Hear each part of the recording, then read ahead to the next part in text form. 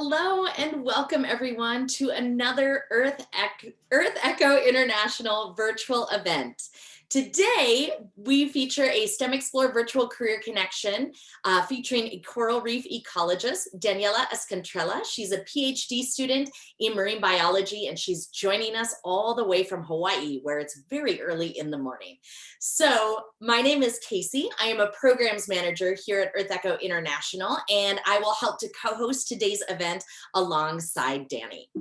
Now, EarthEcho International is a nonprofit organization found on the belief that youth have the power to change our planet. And we hope to inspire and ignite inspiration with young people and people of all ages out there. And we do offer programming worldwide, such as this one, STEMExplore. Now, this virtual event is part of our virtual career connection series with STEMExplore programs. We invite you to visit our website and open the cabinet of curiosities to learn all about STEM programs and STEM careers. We'd like to thank our sponsor of STEMExplore, Raytheon Technologies, for their support of women in STEM professions. Now, just a little housekeeping and a reminder before we get started that if you are tuning in live, you can actually ask questions of Danny, of our expert today. So if you are watching live on YouTube, just simply use that chat space to type in your questions, and we'll be sure that Danny sees those. And if you are here in Zoom live, please use that Q&A feature to ask your questions of Danny. Now, we will have designated breaks throughout today's program, but really, if we see those questions coming in, we're going to ask Danny those questions right away. So without further ado, let's go ahead and get started with today's STEMExplore virtual career connection. So Danny, I would like to say hello and welcome. How are you today? Oh, let's unmute you. Sorry about that. There you are, you're good. Yeah. Hi, good morning, everyone. It's early here, so good afternoon to some of you. I hope you enjoy the event today. Yes, we're so excited to have you back, Danny. You previously had connected with us for STEMExplore, and your program was so popular that we wanted to bring you back for our summer series. So we're so excited to have you. So Danny, why don't you tell us, I'm going to go ahead and let you introduce yourself. Why don't you tell us who you are and what you are currently doing? Sure. So I am a marine biology student right now, a PhD student. I am originally from Venezuela, and I moved here in about 20 years ago almost. I did my undergraduate in Miami, and I also studied marine biology there. And then since then, I graduated in 2015. I worked in Belize for a year as a field scientist, and then I did the Peace Corps in the Philippines for 2 years, working with community members to conserve resources. And now I'm here. I got a fellowship to do my PhD, so that's what I am doing over the next couple of years. Excellent. So we're going to dive in and talk a little bit more about your career, Danny. I'm going to try and bring those slides back up for you. In fact, can you tell me, are you seeing the slides right now? It says Casey started sharing screen. Okay, I'm going to go ahead and try and find these slides real quick. But Danny, just to kind of get us started, can you tell us a little bit about what you do day to day for your career? And I'm going to get those slides back up for you. Yeah, sure. Day to day, well, since I'm a student now, a PhD student, it's a mix of things. So I have to do my research. And so that can mean a couple of things. That can mean I'm underwater, looking at the organisms I'm trying to study, and I'll talk about that in a little bit.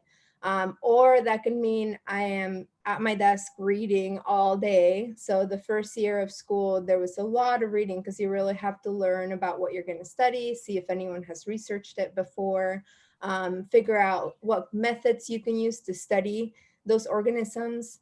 And so yeah, a lot of time reading. And then since I am a student, I also take classes. It's not as many as you take when you're doing your bachelor's, but they're a little bit classes that are more specialized. And so they take a little bit more time sometimes. And then one of the things I actually spend a decent amount of time doing is strolling the aisles of Home Depot and Lowe's. One of the perks and I guess downfall sometimes of being in marine biology is that there's not the tools really to study some of the things that we want to study. So you have to really innovate with things that are already out there. And Home Depot and Lowe's are a great way to find that stuff. So I'll tell you right now what I'm studying and one of the ways I've been having to innovate. So if you look at the right corner, there's this kind of yellow, yeah, that yellow animal is a sea star. It's a cushion sea star. And I'm studying it because there was a study about 20, 30 years ago that looked at how many there were on Hawaii, and they found that there were about 25 individuals per hectare.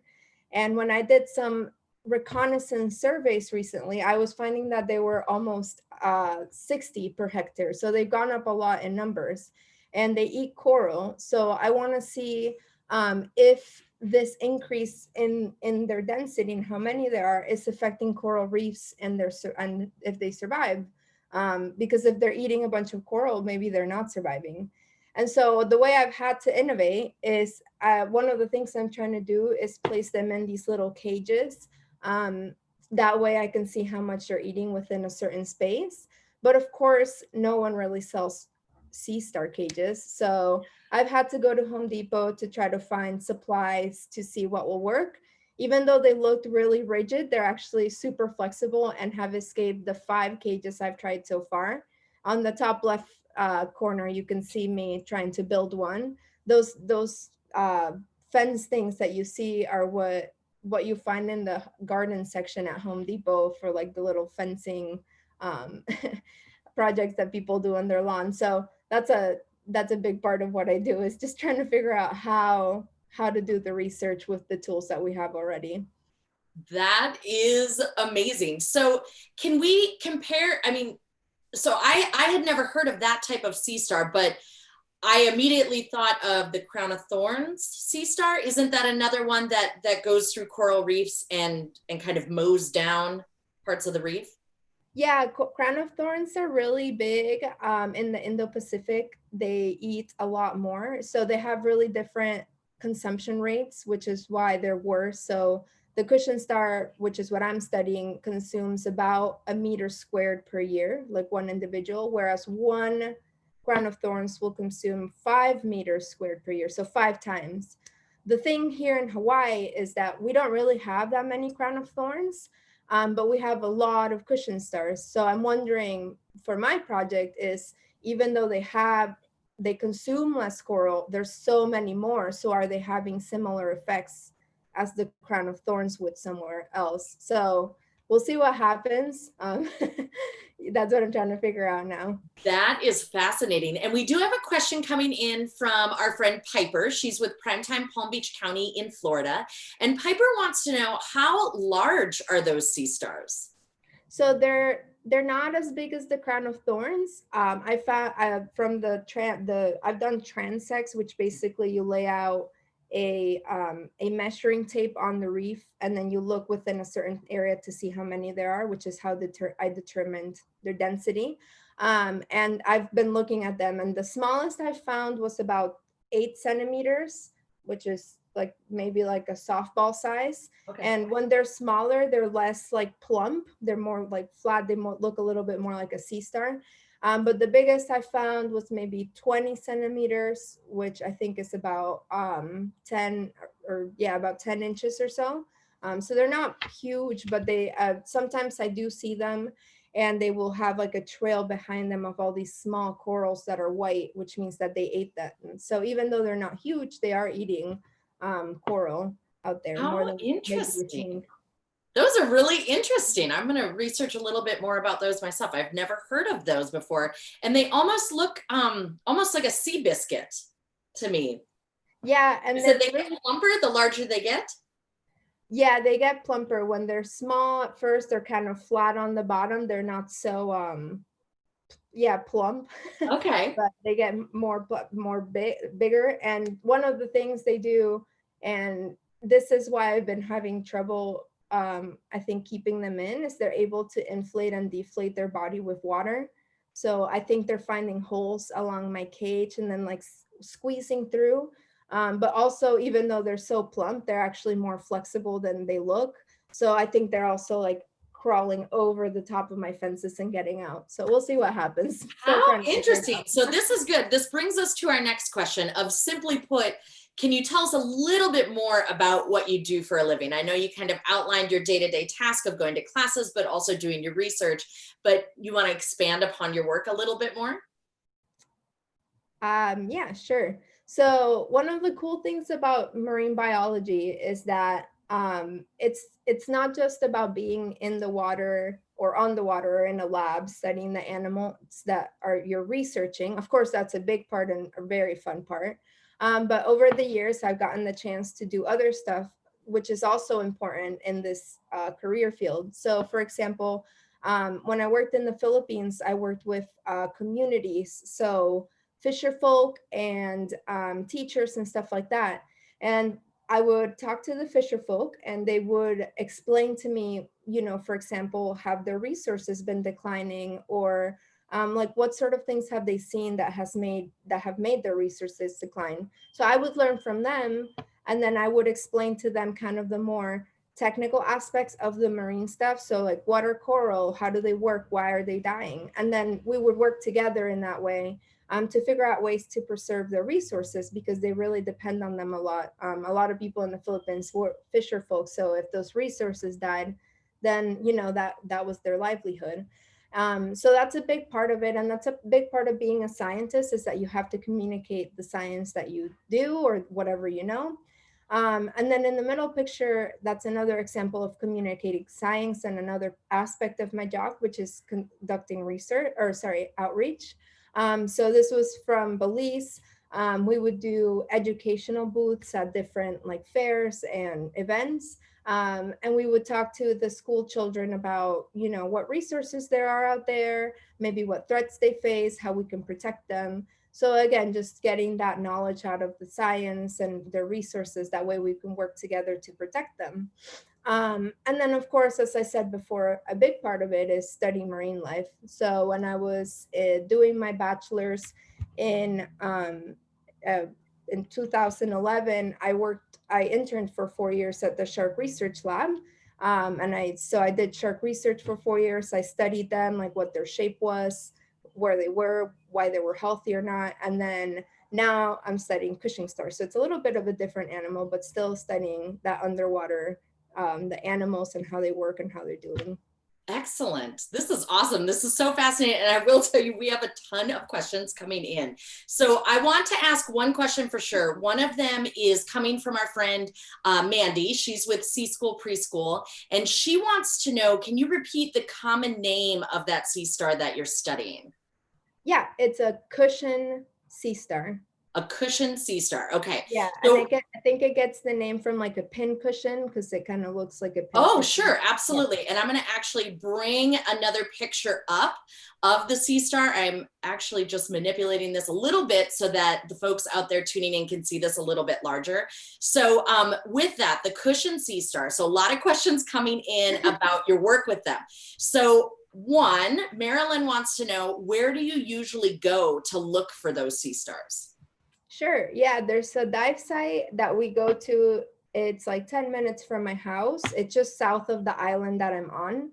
And that's mostly the study site that I've been using. But what I'm going to be doing over the next few weeks or months is I'm going to be going all around the island, and I'm going to be doing those same surveys of figuring out how many there are in a certain amount of space, just to see if there's some parts of the island that have more than others.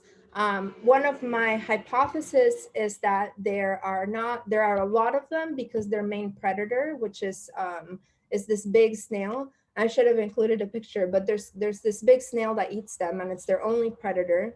And that shell, usually people will take it for collecting because it's really beautiful. So that my hypothesis is that there are a lot of cushion stars because their predator has diminished. So I will be doing those surveys to determine how many cushion stars there are around the island, and also looking if their predator at those different sites. But all around the island of Oahu, which is where I am currently at. That is awesome. I love it. And I think of back to when I was in college. I remember reading scientific papers on sea urchins declining and the balance of kelp forests and therefore sea otters, and how everything is interconnected in the ocean. And if you see something go away, something might, flourish, and there needs to be a nice healthy balance and figure out why those things are going away. So a few more questions about this work before we move on. So one, do you know how old those cushion sea stars become? I have no idea. So one of the cool things, it's cool and a little bit difficult at the same time, is that this cushion star doesn't have many studies on it, at least on its predation rates and stuff like that. So all the work I'm doing is pretty new and there's not a lot of information. And that being said, of course, it makes it a little bit hard because it means that some like more common questions like that, I don't know the answer to. So we'll see if I can figure it out. I don't think I'll be studying how old they get, but you never know. You Absolutely. never And know you what might you'll figure inspire out. somebody to join you and help you figure that out. So we do have more questions coming in specifically. I'm going to answer these three and then we'll go ahead and move on. But specifically about the equipment that you use and about some of the techniques that you're using with the cushion sea stars. So the first question to kind of lead us in is coming in from Summer. And Summer asks, what other types of equipment must you use as a marine biologist? It really depends on the research you do, but I'll talk specifically about mine. Since I do my research underwater, I have to use scuba equipment. So that means using a tank like you see in the picture, something called the BCD, which like inflates with air and keeps you like not on the bottom of the ocean. You need a regulator to breathe. And then of course mask fin snorkel. But then in terms of like the tools you use for the research underwater too, you have to use underwater paper. That way you can take notes underwater. You use cameras a lot, and I'll talk about that a little bit later, how I'm going to use cameras for my research. And then just literally anything that will work. So in the picture, you see the little white fence, a hammer, and pliers. Those are things I got at Home Depot. The fence is used for like lawn and garden projects. And then I was just trying to shape it that way the top would be folded over to see if I could keep the cushion stars inside. So it's really, it really depends on your research, but those are some of the tools I've been trying to use for mine. Some of them haven't worked so far, so we'll see what else I innovate with to That's figure out how great. to. And we do have questions specifically about the cages. This is a hot topic right now. Yeah. So the first question comes from Piper. How deep are you diving to set up those cages? I'm not very deep. It's about 40 to 30 feet, but we do, since they're research dives, they're really long dives. So we'll go out on the boat and we'll do 2 dives a day. They'll only be about 30 to 40 feet, but we'll stay almost 2 hours underwater for each dive. So it gets a little bit cold, but you get a lot done. I bet you're very hungry after you're done Yeah. with your research. So one more question before we move on from Savannah. Why do you use this specific type of fencing that you chose? And Savannah says, wouldn't something like chicken wire work a little bit better because the holes are smaller and you could cover the top of it too to make an actual cage? Yeah, that's a really great question. So I started to use this just because it's easier to deploy. With this type of fence, you just have to hammer in the bottom stakes in. Whereas if you use something like chicken wire, which I am trying right now, you have to buy rebar, put that on the corners, then wrap it around, put zip ties on it. And the thing for my project is that I can't cover the top because I still want other fish and stuff to be able to access the plot. That way, the plots that have the fence and the ones that don't have the fence have all the same effects.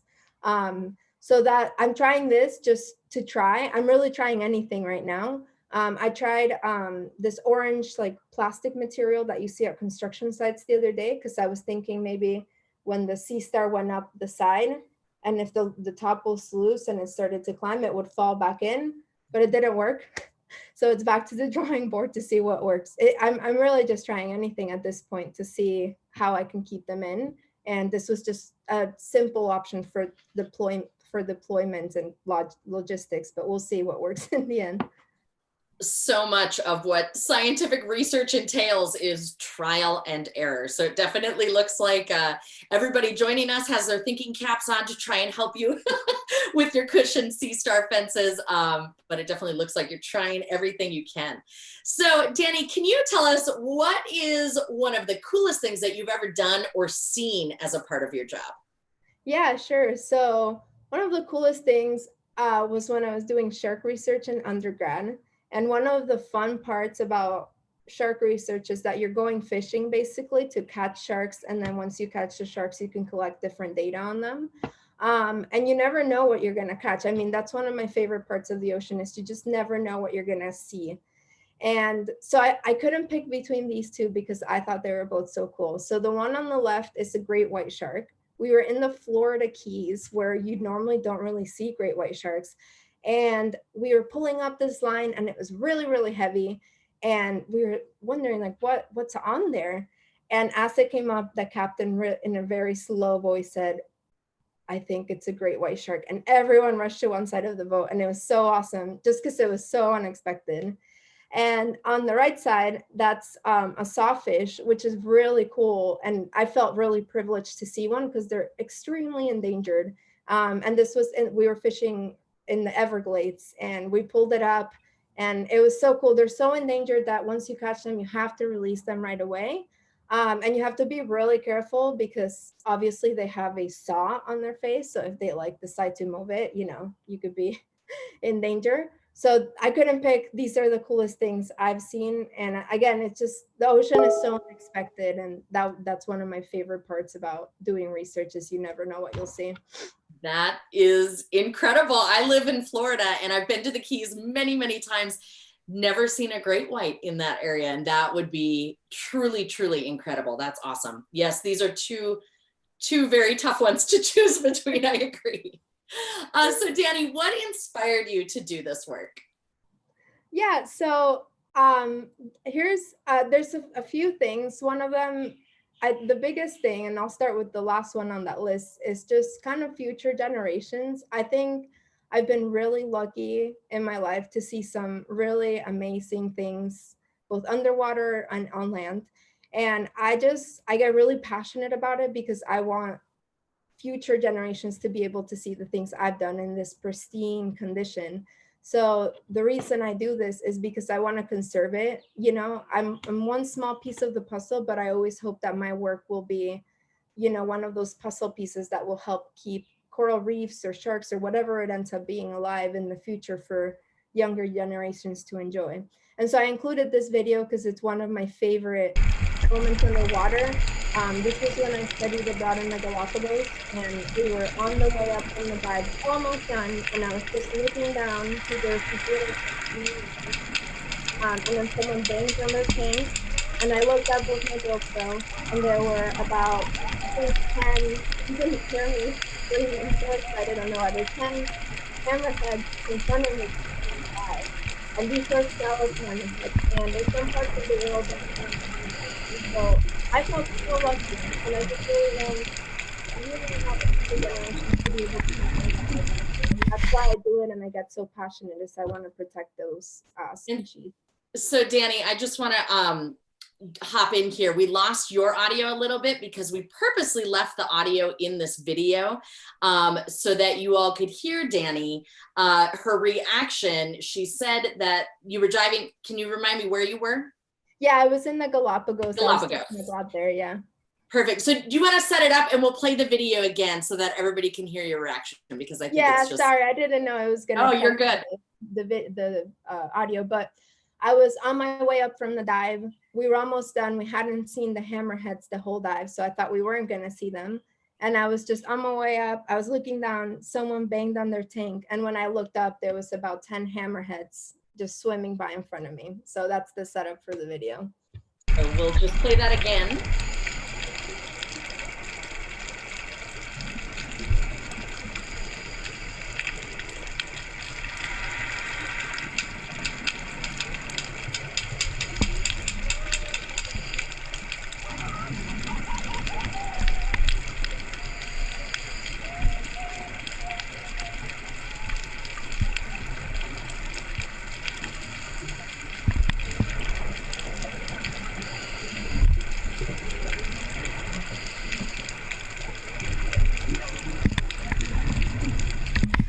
And I hope everybody could hear that tuning in again.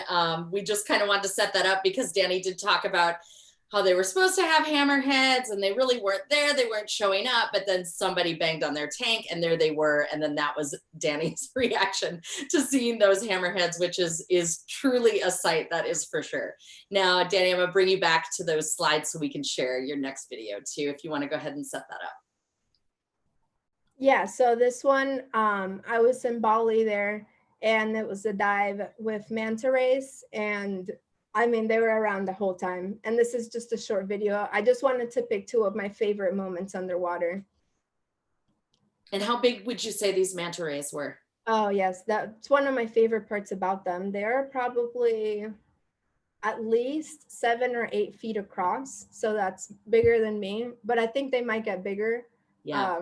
I might be underestimated. They might actually be like 10 or 11 feet when I think about it. They're huge. So as I was saying, I picked these two videos just because one of my favorite parts about the reason I do this is just I've been so lucky to see these things, both underwater and everything I've seen on land. And I really want, future generations and my kids and grandkids and everyone else to be able to enjoy these things. The hammerheads you saw in the first video are scalloped hammerheads, and they're endangered in some parts of the world. And so I'm just hoping that what I do fits into this puzzle of trying to conserve our environment and all the species in it so we can enjoy them and reap the benefits in the future. That's wonderful. So Danny, a little bit along those lines of working towards getting into this field, into this career, can you talk about any hardships that you've had to overcome and how you did that? Sure. So one of the biggest things, since I've gotten the chance to work abroad a lot, or I left home 5 years ago, is homesickness, of course. And this only gets harder. I'm from Venezuela, so I don't get to see a lot of my family very often. So that's a big part of it. And one of the ways to get over it is technology. That's one of the great parts of it. Of course, it'll never be the same as being with them, but that's one of the things that you have to think about if you decide to work abroad in marine biology or whatever field. One of the things with marine biology too is finding paid work can be really hard, especially well-paid work. I put an example. This is what my kitchen used to look like in the Philippines. So sometimes you just have to live within your means. When you first graduate, you're probably not going to find a super well-paying job, which really sucks. But it is possible, and if you're willing to kind of put up with like the hardships of it at the beginning, you'll really reap the benefits in the future. And then the last thing is navigating the system. So since I'm from Venezuela, my family didn't go to college here, and the college system here can be really intricate and complicated and confusing. So trying to figure that out was hard sometimes. So one of the ways I got over that was just asking questions to whoever I could. When I started applying for graduate school, I had a friend that I would ask so many questions to. So just finding people that will be able to answer those questions is really important. That's great. And that's good advice, which leads to our next question. What other advice would you give to students out there?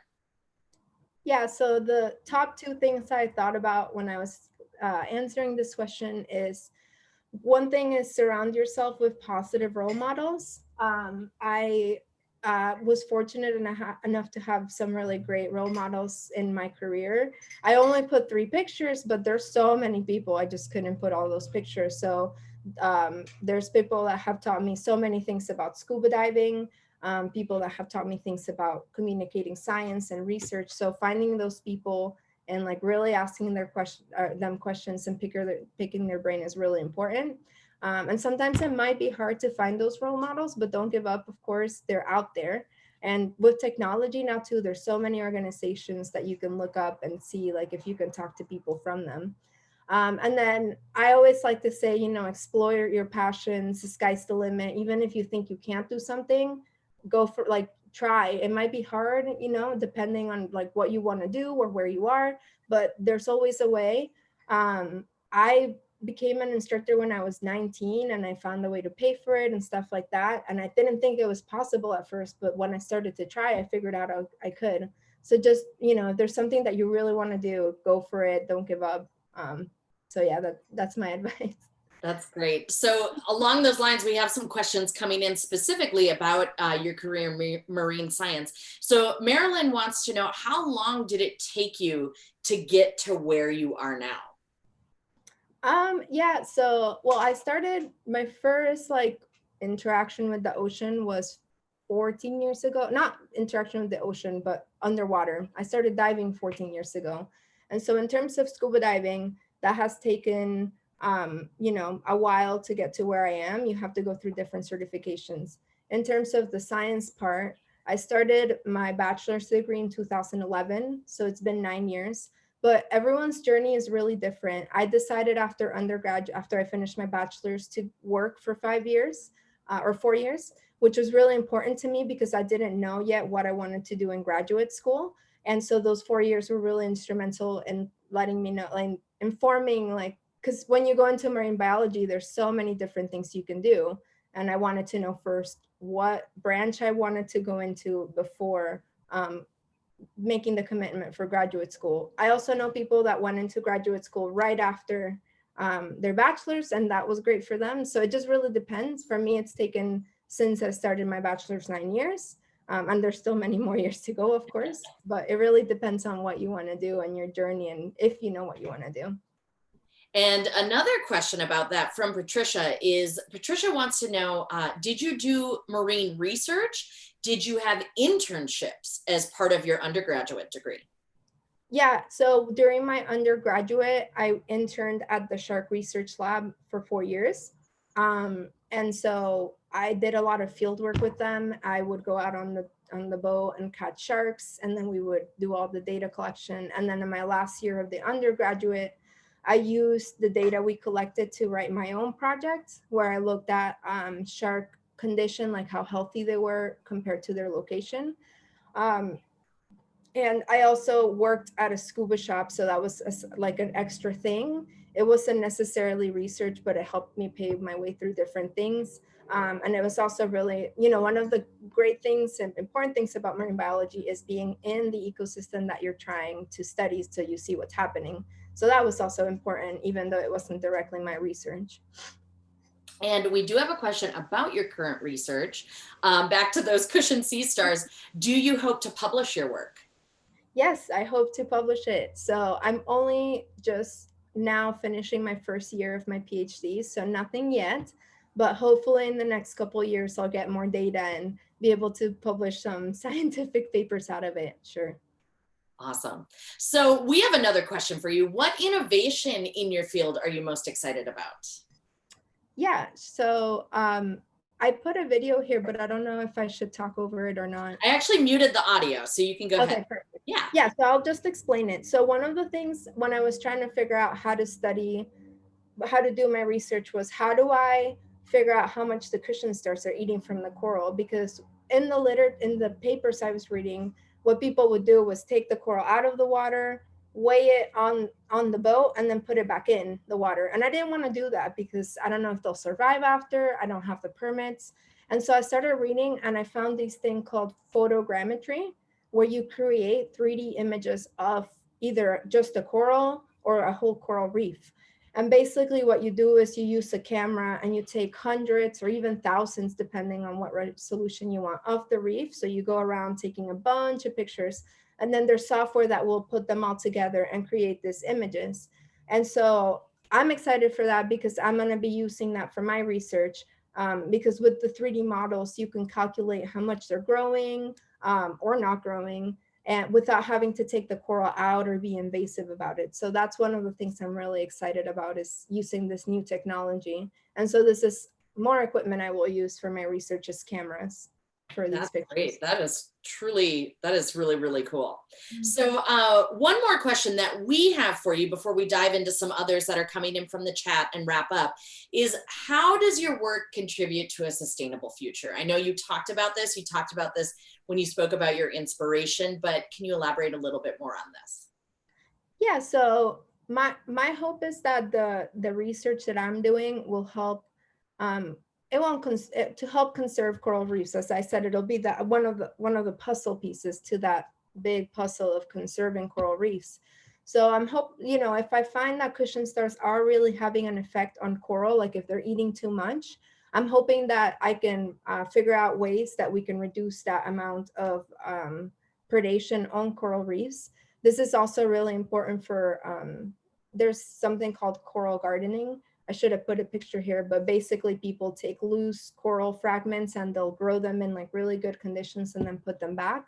And a lot of those are also subject to predation from things like these cushion stars.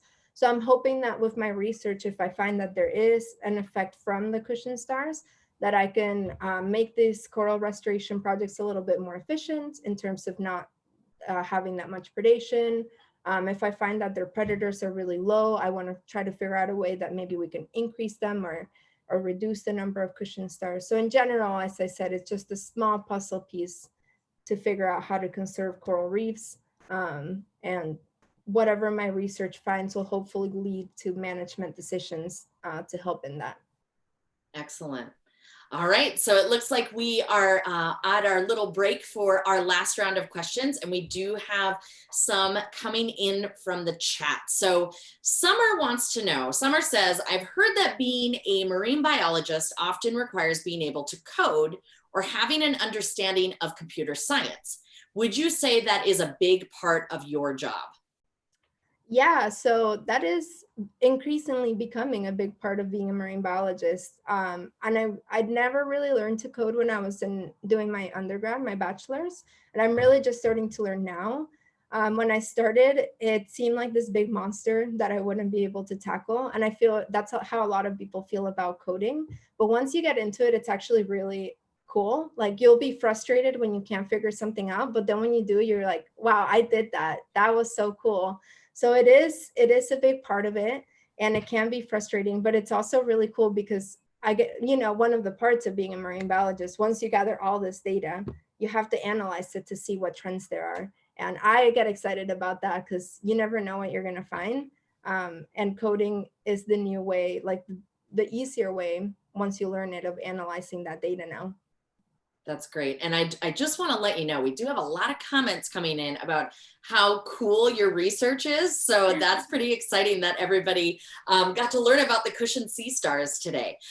Sarah asks, are there any ways to help yourself in the future before you go to university to study in marine biology? Do you have any recommendations for students out there that want to go into a career like yours? Yeah, my biggest recommendation is always, of course, do well in your classes because you're going to learn a lot there. But I always like to encourage people to try to look for opportunities outside of school. And, it can be hard, obviously, depending on where you live. If you don't live near the ocean, it might be a little bit harder to find those opportunities. But, there's aquariums everywhere.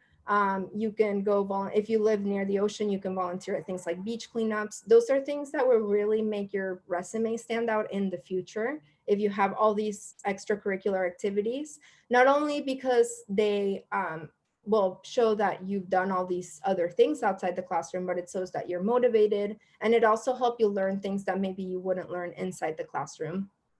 Excellent. And then Marilyn asks, do you ever worry as you're doing your work that something is going to attack you like a shark? And I'm going to go ahead and bring up one of your slides that you mentioned earlier. So if you want to go ahead and address that question. Oh, man.